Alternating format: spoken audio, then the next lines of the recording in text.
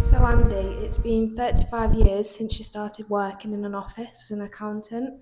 Thought it'd be interesting to talk about some of the ways it's changed since then. If you want to start us off. Yes, I began life as an apprentice accountant. Remember it well, 2nd of July 1990. It was actually the day after England beat Cameroon 3-2 in the quarterfinals of the World Cup. Italia 90, arguably the greatest World Cup ever, apart from perhaps 1966 for obvious reasons. Um, so it was the day after the quarter final, a few days before England played West Germany in a very famous semi final. And I remember ironing my shirt the day before I started, very excited about what the next 35 plus years had in store for me. So I've got a few photos here to jog your memory about what life might have been like in the 1990s in an office. Do you want me to start off? Come on then. So, the first one is somebody having a cigarette. And it's quite extraordinary nowadays to think that people would sit in an office environment smoking, but it was very common. I can't remember when the smoking ban in public places actually happened. I guess it was the mid 90s, late 90s. But yeah, people used to smoke in the office, in meeting rooms. They used to have a cigarette break mid-morning, etc. And for the non-smokers, it was quite unpleasant, really. I hated it. But it was just normal back then. All sorts of health and safety, health issues, fire risks, etc. This guy is literally smoking on top of a load of paper. It was very, very, very different times. It's actually quite rare to see anybody smoking a cigarette. Full stop nowadays. Everyone's into vaping, etc., aren't they? Day one back in 1990, probably a third of the people in the office smoked, and most of them smoked actually in the office. What's next? We've got this one next. So this is another blast from the past. This is manual books and records. So I suppose back in 1990, only a very small percentage of our clients used accounting software. And it would probably be either Sage or something called Pegasus back in those days that most of the clients that were on accounting software used. I actually preferred it when they were on manual books and records, because clients that were using account software back then, if they made a mistake, which was quite common, it was so difficult to work out where the error had occurred and what needed to be done to correct it. And quite often, if there'd been a power cut or something, they'd be able to, without getting too technical, they'd be able to do things like enter a one-legged journal. So your trial balances, etc., wouldn't balance, which almost never happens nowadays, but back then they did. Most of our clients in 1990, and probably for the bulk of the 1990s, were on manual books and records. So that would be a cash book, a purchase day book, a sales day book, etc. So a lot of my early years were spent ticking things off, reconciling cash books to bank statements, etc., extracting information from the accounting records. Nowadays a very old-fashioned way of doing it, but it does give you a really good introduction and understanding of double entry bookkeeping, which is something that perhaps more recent people joining the profession don't get the experience of.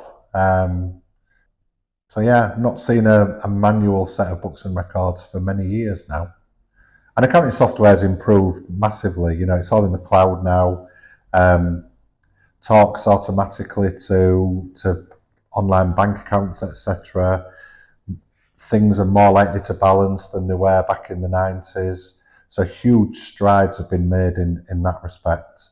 But yeah, a lot more paper than there is nowadays back in 1990. You ready for your next one? I'm ready for the next one. So back in 1990, we had a pool of typists. So the typists would type letters out. So if you needed a letter to go out, you know, nowadays you just send an email or perhaps produce a letter on Word and sort of send it yourself. But back in the 90s, it was very common for accountancy and, you know, other professional services businesses to have a pool of typists. I would write out my letter. They would, and I'd put it on a pile, and it would always be at the bottom of the pile because the more senior members of the team got their letters typed first. Typist would type it out, send it back to you. There'd be errors on it, so you'd send it back. They would either start again or I think Tipex was probably invented around 1990, maybe mid-90s.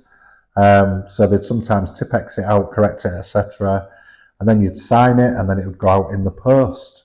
And it would arrive at the clients or HMRC or whatever 3, 4, 5 days later. And then they would probably reply with another letter. So everything was just so slow back then. You know, it would take weeks to do something that nowadays can be done in 10 minutes. So yeah, typewriters, another blast from the past. I suppose we moved fairly early in the 90s, we moved from typewriters to word processors, which were basically computers that just produced letters. So that sped things up a little bit because you could sort of save your letters so that if you needed to reproduce them or make corrections, etc., you didn't have to start again. But you know, it was still a case of us writing the letters out or using tapes, dictaphones, etc. Some people use those, and then just sat waiting for the typist or the word processor operator to send the letters back. So typewriters are definitely best left in the past. You know, things have definitely improved since then. I'm not sure if this picture's from the 90s.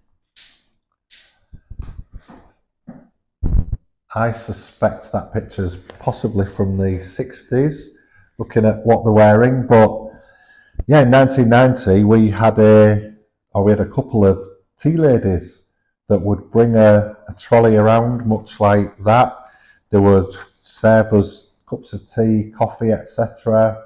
They also made sandwiches for us to buy for our lunch hour, although I'd usually trough mine well before lunchtime. Um, and I suppose, well,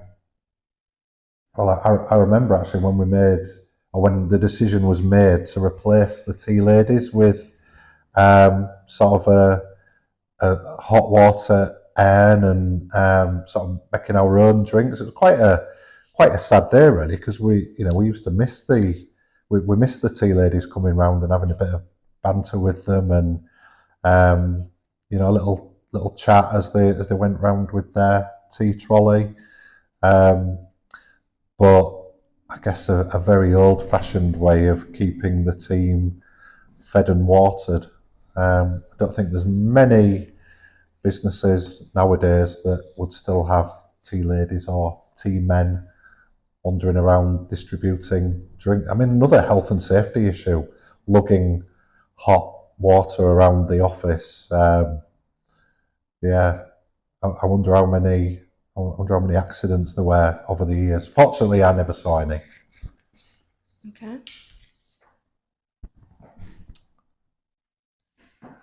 So this is a. Do you know what that is? Nope. It's a fax machine. So I remember on my first day being shown how to use the fax machine and thinking, "Wow, this is amazing. How does the image get down the telephone line and out of the machine at the other end?" I suppose that was the first bit of tech that I came across in the office. It was just back then, it was a really fast way of sending stuff to other businesses, clients, etc., rather than relying on the post. Um, you couldn't use it for everything because a lot of things needed original signatures back then. So, documents that were filed at Companies House, HMRC, etc., you couldn't exchange those through fax machines. But if you'd perhaps prepared a set of accounts and you were desperate to get them to the client, you couldn't wait for the post office to get it to them. The fax machine was a really good way of speeding things up a little bit. And we still had a fax machine here until about a year ago because there was one of the banks that insisted on sort of confidential payroll payment runs being communicated through fax, some sort of password system, etc. They only got rid of that system about 12 months ago. So we had a fax machine up until very recently, although it looked nothing like that. It was all built into the photocopier, scanner, etc. So again, I don't really miss the fax machines, although back in 1990 they were a great bit of kit. The next one looks quite similar to me. Yeah, so this is obviously it's a calculator, but it's got a till roll attached to it. So what you used to do back in the 90s was if you were adding up perhaps a cash book that I mentioned earlier, and you were worried that perhaps you wouldn't add it up correctly the first time, you'd do it on one of these adding machines, I think they were called. And if there was a discrepancy, it meant you had a physical record of all the numbers that you'd inputted into the machine. And also you'd often, when you've added something up, you'd keep it on your file as sort of evidence that something added up correctly. And eventually these were replaced by spreadsheets. So I suppose by perhaps the turn of the millennium, these had become a thing of the past. But spent many a happy hour on an adding machine in the early 90s as I was learning to become a fully trained accountant. Next one. So the next one is a filing cabinet, because back in 1990 there was no internet, no sort of digital storage of files. Everything was paper. So every time we produced a set of accounts, you'd produce an accounts file, and once you'd finished with it, you'd stick it in the filing cabinet. So most accountants, solicitors, other professional services firms, bulk of their offices were just taken up with filing cabinets and rows and rows and rows of different files. And if something went missing, you'd have we had a sort of an admin team, filing clerks, etc. They'd have to go through and look through every single file, trying to find where this missing piece of paper or missing document had gone.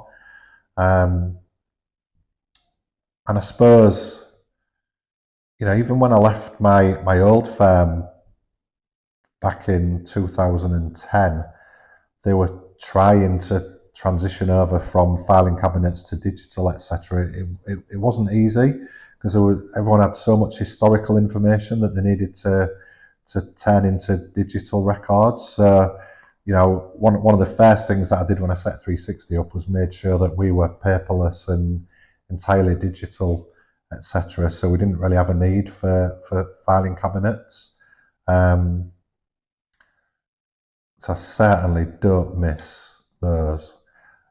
the digitalisation of files is probably one of the biggest steps forward we've had in business since 1990. Life is so much easier. And your last look down memory lane? Check. Yeah, so the last one is a cheque. I bet you've never written a cheque out. Yeah. I've written a big one for You've charity. written big ones for charity. But yeah, back in 1990, I would say probably 90% of payments were made. No, I would say maybe 70% of payments were made by cheque, 20% by cash, and maybe 10% by sort of standing orders and direct debits. Direct bank transfers were very, very different back then. You had to actually go into the bank and ask them to do it. I don't know the exact stats, but I reckon the number of payments made by cheque nowadays has got to be less than 0.1%, surely. Cash transactions have also gone down for obvious reasons. But yeah, cheques, they were a real pain because you'd often receive a cheque and they'd forgotten to sign it, they'd forgotten to date it, the amount didn't match the description of the amount in the wording, they'd get lost in the post. If you were doing credit control and you were chasing a payment, it was one of the excuses they'd often use is, oh, we've sent it, it's in the post, blame Royal Mail, or the checks with the director for signing, etc. It was just such a slow way of doing things. So, they keep talking about scrapping checks, and I'm sure at some point in the very near future they will. I can't remember the last time we received a check. We probably get one or two a year maximum. And I'm sure everyone will agree it's a real pain when you do receive a check because you've got to get it to the bank. You can sort of scan them, do them electronically nowadays, which you couldn't do back in 1990. And yeah, you even had to sort of add all your checks up and put that information on your paying in book, and then you had to get all of that information into your accounting systems, etc. Very, very slow way of doing things. Everything that we've talked about today, other than the cigarette smoking, was just a more slow, inefficient way of doing things. Everything's faster, quicker, more efficient nowadays. That brings additional pressures, stresses, etc. Because everybody expects everything to be done yesterday nowadays. But generally, most of the sort of technology that's been introduced into businesses in the last 35 years have been positive impacts on businesses and people's lives. With the main one being the lack of cigarette smoking in the office. I'm sure 99.9% of people would agree that that's a positive development since 1990. Thank you.